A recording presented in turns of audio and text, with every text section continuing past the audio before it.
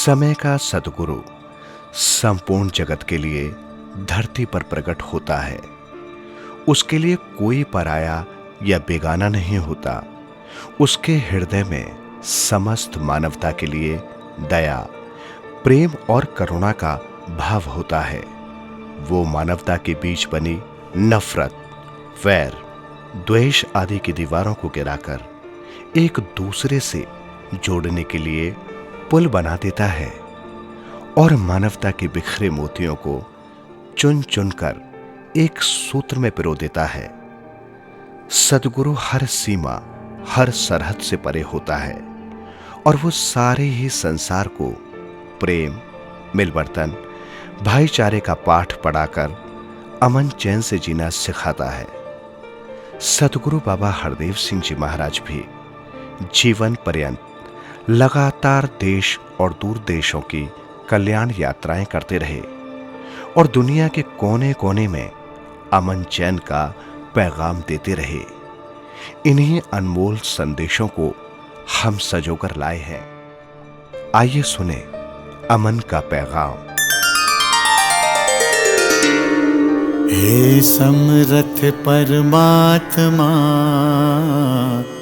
हे निर्गुण निरंकार, तू करता है जगत का, तू सबका आधार। कण कण में है बस रहा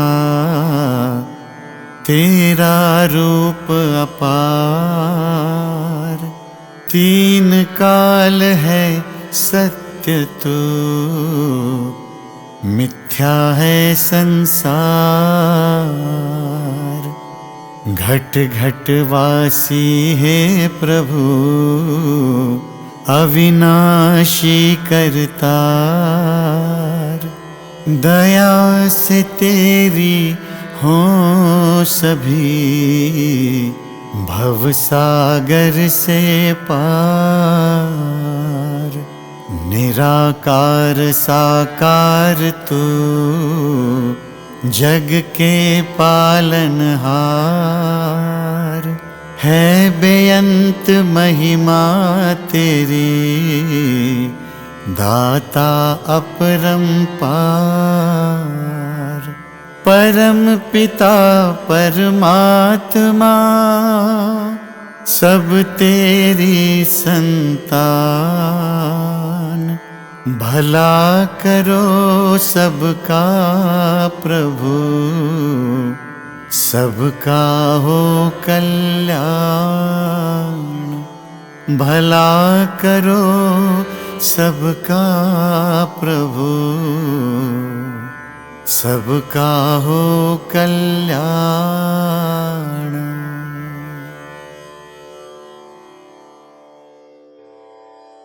हमारा असली अस्तित्व आत्मा करके है, जो परमात्मा की अंश है, और इसी का बोध हासिल करना है, स्वयं की पहचान करनी है।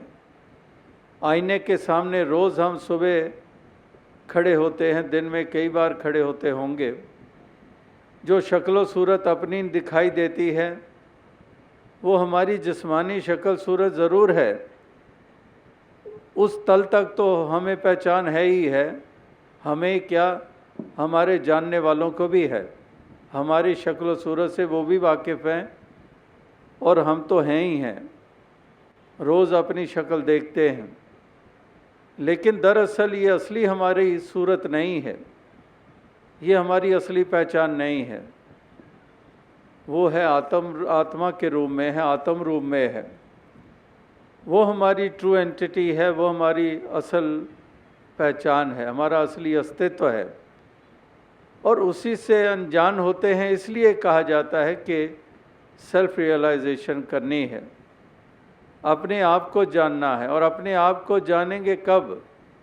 जैसे अभी भी ये शारीरिक शक्ल सूरत और उस सूरत की पहचान हमारे अपने आप को मालूम होती है, वो आईने के कारण है।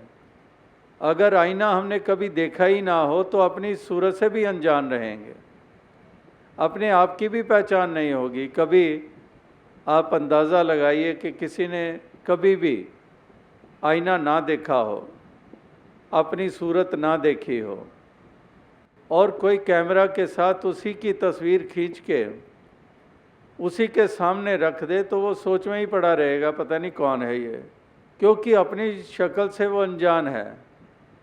तस्वीर उसी के शक्ल की खींच के उसी के हाथों में दे दी गई, लेकिन परेशान हो रहा है, हैरान हो रहा है कि ये कौन है, क्योंकि वो अपनी सूरत से अनजान है। इसी तरह से क्योंकि आत्मा इस परमात्मा का बोध इसने नहीं किया, यही वो असल में आईना है। ये परमात्मा इसका मूल भी है और इसी से ही इसका बोध भी होना है। इसलिए जब सेल्फ रियलाइजेशन की बात होती है तो अगला शब्द है कि थ्रू गॉड रियलाइजेशन, कि परमात्मा को जानकर ही अपने आप की पहचान होगी। एक सागर और कतरे की मिसाल अक्सर दी जाती है कि अगर कतरे ने कभी सागर ही नहीं देखा है तो वो अपने आप को उस मायने में समझ नहीं पाएगा। तो इसी तरह से ये आत्मा अपने मूल परमात्मा की जब पहचान करती है तो अपने आप की पहचान हो जाती है, और फिर अपनी जब पहचान होती है इस मूल को जानकर, तो फिर वास्तविकता में इसके भ्रम मिट जाते हैं। यही आत्मा शरीरों में रह रहकर अपने आप को शरीर मान लेती है, और शरीर के साथ जुड़े हुए सब सिलसिले अपनी पहचान वो बनाती चली जाती है। होती नहीं है उसकी असली पहचान, जैसे अभी कहा, लेकिन क्योंकि शरीरों में रह रहकर ये अपनी पहचान वही बनाती चली जाती है, वही मानती चली जाती है, उसी के साथ अपने आप को आइडेंटिफाई करती चली जाती है। मैं सिख, मैं ईसाई, मैं ब्राह्मण, मैं क्षत्रिय, मैं हरिजन, मैं वैश्य, मैं शूद्र, मैं राजस्थानी, मैं गुजराती, मैं पंजाबी, मैं अमेरिकन, मैं चाइनीज़, मैं कैनेडियन, मैं अरबी, मैं यूरोपियन। तो इस तरह की पहचानें बनती चली जाती हैं। तो महापुरुष संत जनों ने इसलिए इंसान को ये समझाने के प्रयास किए कि अगर अपने स्वयं भूख हमारी स्वयं की पहचान हमें मिल जाती है तो ये बाहरी पहचानें हमारे लिए फिर झगड़ों के कारण नहीं बनेगी, जिसके कारण हम झगड़ पड़ते हैं। मेरी पगड़ी तेरी टोपी, तू भी पगड़ी पहन ले नहीं तो गर्दन उड़ा दूंगा। मैं जिस पैगंबर की इबादत करता हूँ तू भी उसकी कर ले, नहीं तो काफिर तो तू हो ही गया और इसी के कारण तुझे जिंदा जला दिया जाएगा। मेरी जाति ऊंची तू नीची जाति वाला, और इसी के कारण उस पे जुल्म, जिस कुएं से पानी मैं भरता हूँ तो उसके नज़दीक भी नहीं आ सकता है। यानी कि कैसी कैसी पहचानें जो हमारी बाहरी बनी, उसी के कारण हम ऐसे उलझाव में आ गए कि हम वैर, ईर्ष्या, नफरत, हिंसा ही करते चले गए। तो इसलिए महापुरुष कहते हैं कि अगर स्वयं की पहचान हो जाती है तो स्वयं की पहचान मूल की पहचान से हुई, और मूल क्या सिख है, परमात्मा क्या सिख है, क्या ईसाई है, यहूदी है, ब्राह्मण है या वैश्य है या हरिजन है, पंजाबी है या सिंधी है या गुजराती है, परमात्मा की कोई ऐसी पहचान नहीं है। परमात्मा एक ऐसी निर्मल परम सत्ता है,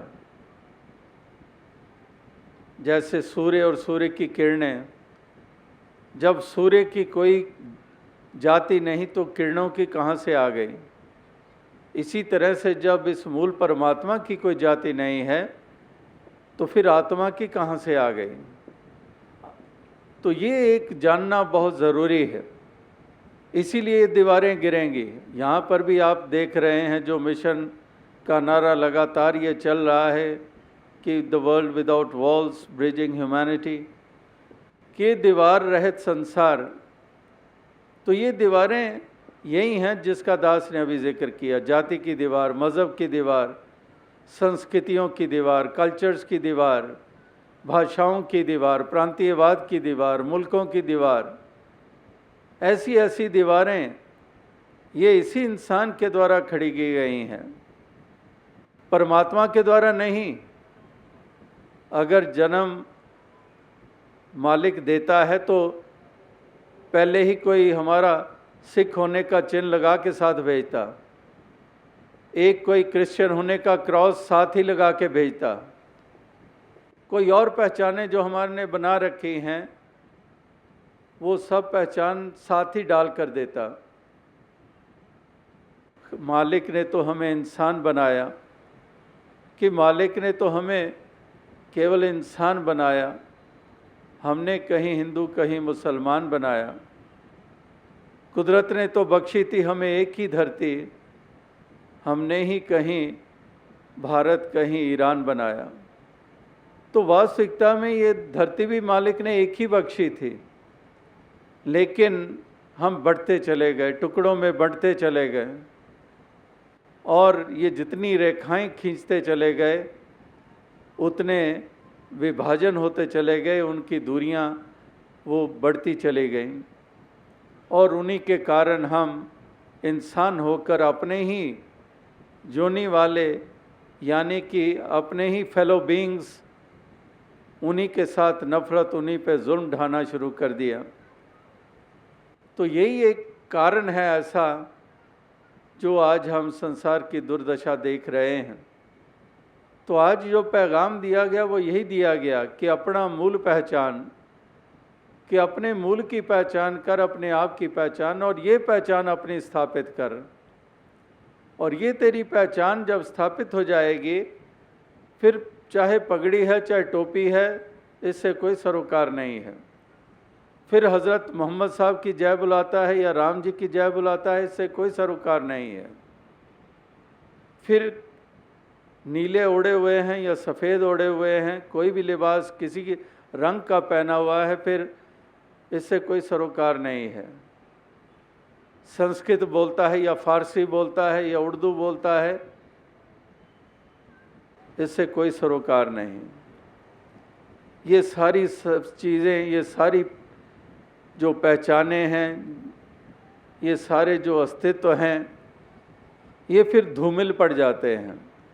फिर प्रोमिनेंटली वो आत्म भाव हमारा प्रबल हो जाता है, और वही आत्म भाव की एक नूर है सबके अंदर नर है, चाहे नारी है, ब्राह्मण क्षत्रिय वैश्य हरिजन, एक खलकत सारी है, कि एक नूर ते सब जग उपजा, कौन भले को मंदे लोगा, भरम नो भूलो भाई, खालक खलक खलक में खालक पूरे हो सर्व छाई। कि कुआं तो एक है, पानी भरे अनेक, बर्तनों में भेद है पर पानी सब में एक। कि वाकई ही एक ही है जो सब घट में है, हर घट में है।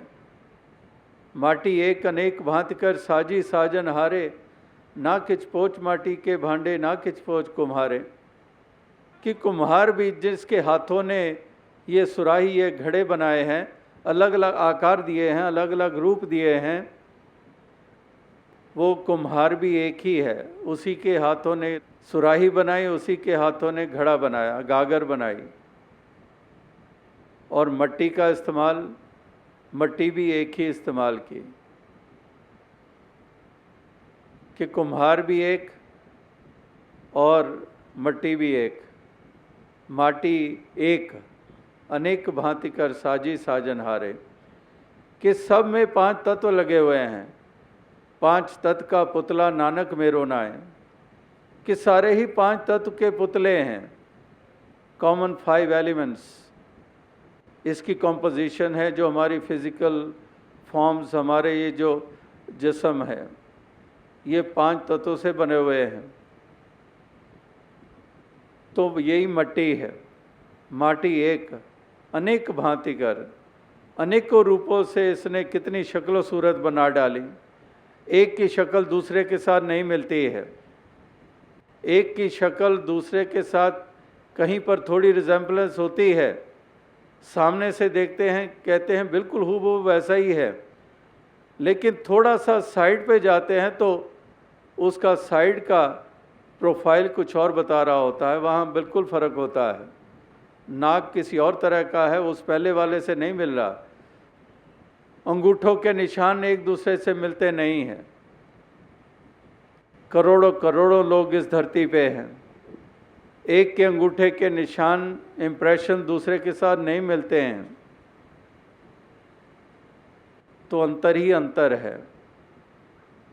तो ये कैसा कुम्हार है कि कितनी इसने मूर्तें घड़ी और उसमें कैसी वैरायटी कि कैसे कैसी शक्ल सूरतें इसने बनाई हैं। तो महापुरुष इस बात के ऊपर जोर देते हैं कि ये अनेकता के रूप में ये सृजना करता है ज़रूर, लेकिन एकता का महत्व है इस अनेकता के होते हुए, और वो तभी संभव होगा जब हम उस एक कॉमन एक जगह पर आकर हम खड़े हो जाएंगे। और वो कॉमन वही एक जगह है, एक परमात्मा और इसकी अंश आत्मा, बाकी सब अनेकता के रूप में है। ये सारे ही भिन्न भिन्न रंग रूप वाले हैं, भिन्न भिन्न भाषाओं वाले हैं, और यही अनेकता हमें उलझा देती है, और उलझा देती है ऐसा कि कभी भी एकता के सूत्र में बंध नहीं पाते हैं।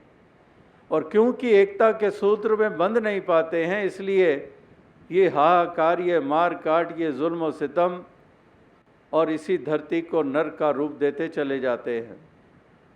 तो आज भी यहाँ पर महापुरुष यही जतन, यही प्रयास कर रहे थे कि हम इसकी तरफ गौर करें, जो असल में महापुरुषों के पैगाम थे उसकी तरफ कान धरें, वो समझें जो महापुरुषों ने समझाने के प्रयास किए, वो हम जाने, जो जानने से हमारे तमाम भ्रम भ्रांतियाँ मिट जाएंगी, जिसके कारण लोक और परलोक के बंधन कट जाएंगे, जिसके कारण आत्मा भी अपने निज घर की प्राप्ति कर लेगी, और जिसके कारण इस लोक के सफ़र को हम नफ़रत नहीं, वैर नहीं, ईर्ष्या नहीं, बल्कि प्यार के साथ इस सफ़र को तय करेंगे, जहाँ एक दूसरे को गले लगाएंगे।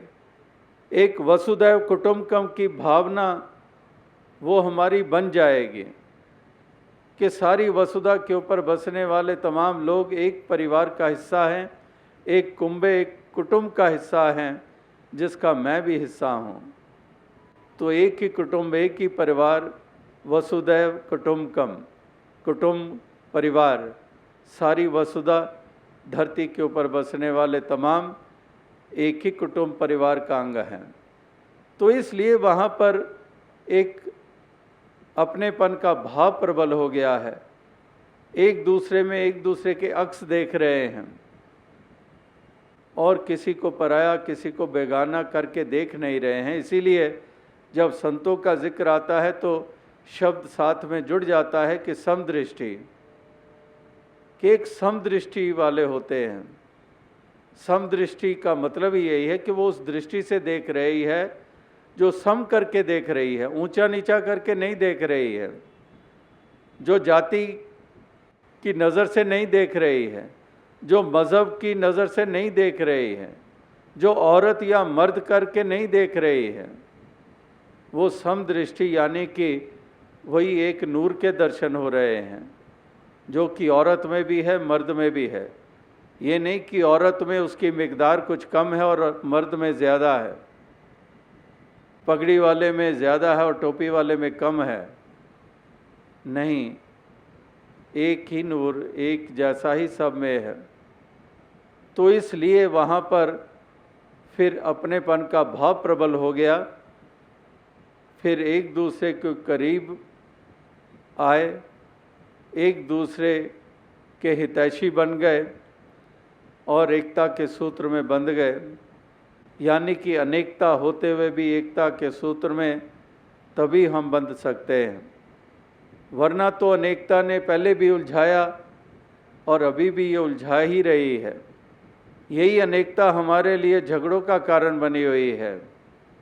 तो महापुरुष संत जन वो यही संदेश, यही पैगाम दे रहे हैं कि हम इस संसार में एकता को मजबूत करें, एकत्व का भाव जो है वो हमारा मजबूत हो और हम सभी एकता के सूत्र में बंध जाएं।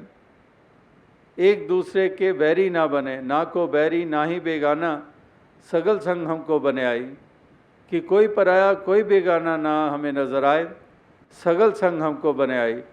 सगल कहते हैं कि सब, के सब से मेरी बने आई, क्योंकि सब में साचा एको सोई, कि सब में एक ही वास कर रहा है। और क्योंकि एक ही वास कर रहा है तो इसलिए सगल सबका ही एक भलाई की कामना हो रही है, सबको अपना जाना जा रहा है। तो ना को बैरी ना ही बेगाना, सगल संग हमको बने आई। तो इस प्रकार से ये चारों तरफ एक भाईचारे की भावना जो है ये मजबूत हो जाएगी। एक विश्व भाईचारा, मानव भाईचारा, मानव एकता, यूनिवर्सल ब्रदरहुड, मानव एकता, भाईचारे की भावना, तो इसको ही मजबूती देना है, मिलजुल कर रहना है। थोड़ी सी घड़ियां ये हमें मिली हैं जीने के लिए, एक थोड़ी से ही श्वास मालिक ने बख्शे हैं, ये हमेशा चलते नहीं रहेंगे, ये हमेशा कभी भी किसी के नहीं चलते रहे हैं।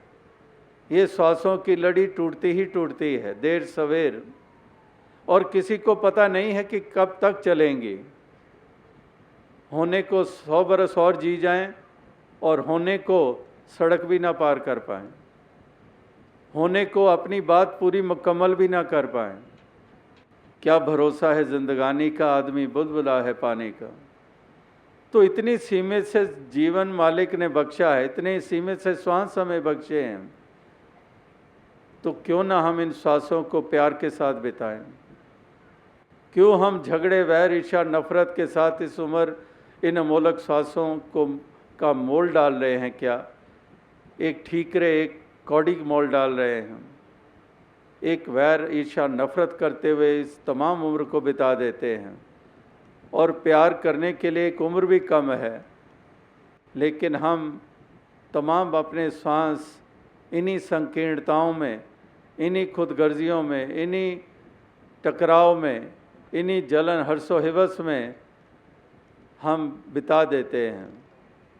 और ऐसा जो करते हैं उनसे ज़्यादा नादान और मूर्ख कोई हो नहीं सकता है कि अमोलक श्वासों का क्या यही मोल डाला, यही कीमत डाली, मालिक की तरफ से तो डाली गई, इसीलिए ये इंसानी जन्म पाना भाग्य की बात मानी गई। तो मालिक ने तो कीमत डाली जब हमें इंसानी जन्म दे दिया, लेकिन हमने ही उसका क्या हश्र किया। हमने खुद ही अपनी कीमत नहीं डाली, हम खुद ही इंसानियत का रास्ता छोड़कर हैवानियत के रास्ते पे चल निकले।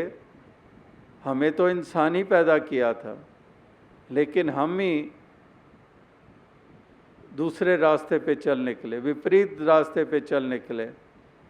हम ही जो प्यार का दामन छोड़ बैठे, हम ही हैं जो नफ़रत की दीवारें खड़ी करने लग पड़े। और इस प्रकार से हमने ही अपने घरों, अपने समाज, अपने मुल्क और विश्व को हमने दोज़ख के रूप दिए।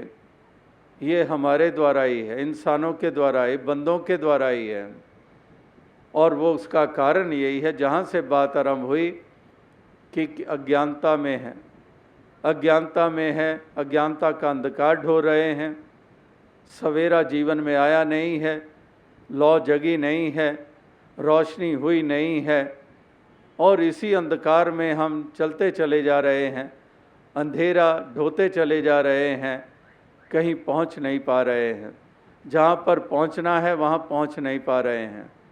और इसी तरह से अमोलक श्वास हाथों से निकल जाते हैं और फिर कुछ बनता नहीं है, और धृगाकार मिलती है, लानत पड़ती है कि इसको धृगाकार है, कि जो करना था वो किया नहीं, जो पाना था वो पाया नहीं, जिस प्रकार से जीना था उस प्रकार से जिया नहीं। तो कहते हैं कि धृगाकार है ऐसा जीवन, लानत मिलती है उसको, 100 लानत मिलती है। और जो ऐसा कर लेता है, जो संतों महात्माओं ने संदेश दिए उसको पूरा कर देता है, तो फिर वास्तविकता में उसको शाबाशी मिलती है, उसको इनाम मिलता है। तो इस प्रकार की सूझबूझ का प्रमाण ये सभी देते चले जाएं।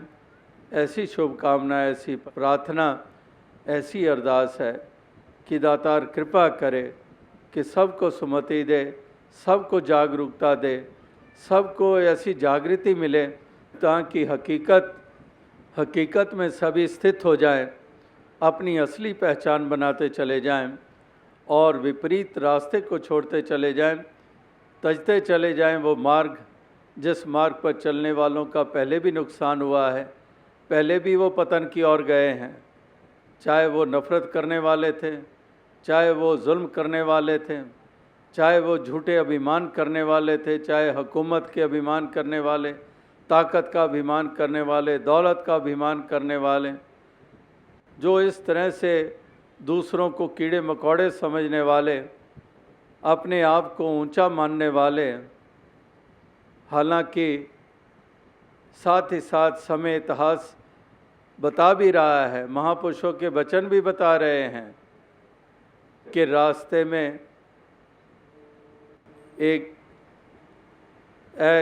घोड़सवारों, रास्ते में कुछ देर रुका करो, रास्ते में खंडर भी होंगे, कि रास्ते में खंडर भी होंगे, घुड़सवारों थोड़ी देर वहाँ रुका करो।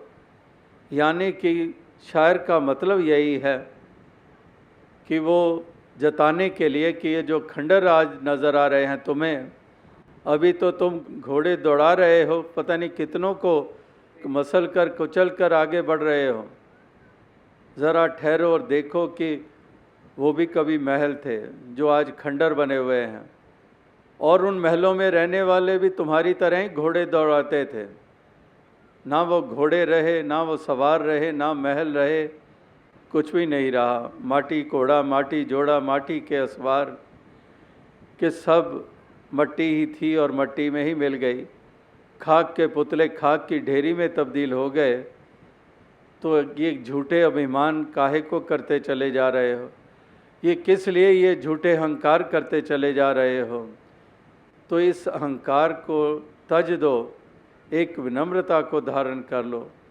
कैसे कैसे अहंकारी जैसे यही मानकर चलते आए कि हम ही हैं, हम ना हो तो कुछ भी ना हो, हम ही हैं जो सारे सिलसिले निभा सकते हैं। तो इस तरह से कैसे कैसे अहंकार करने वाले ये संसार में भरे पड़े हैं। जैसे दास ने पहले कहा कि जाति का भी अहंकार करने वाले, मज़हब का अहंकार करने वाले, विद्या का अहंकार करने वाले, दौलत का अभिमान करने वाले, इल्मों का अभिमान करने वाले, कितने कितने अहंकार और अभिमान करने वाले संसार में भरे पड़े हैं। पहले भी और आज भी हमें ऐसे अभिमानी देखने को मिलते हैं, और वो ऐसे अपने आप को प्रमाण देते हैं कि वाकई ही वो किस दर्जे के हैं, उनकी सोच क्या है, उनकी अवस्था क्या है, कैसी एक प्रबल उनकी एक कर्ता भाव है कि हम ही हैं और कोई नहीं है, हम ही हैं जो ये सब कर सकते हैं और कोई नहीं कर सकता है।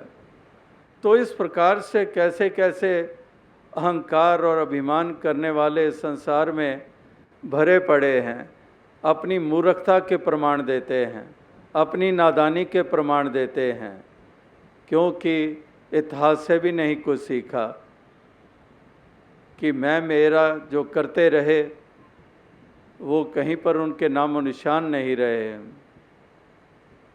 1 लाख पूत 1.25 लाख नाती, तेहरा वण कर दिया न बाती।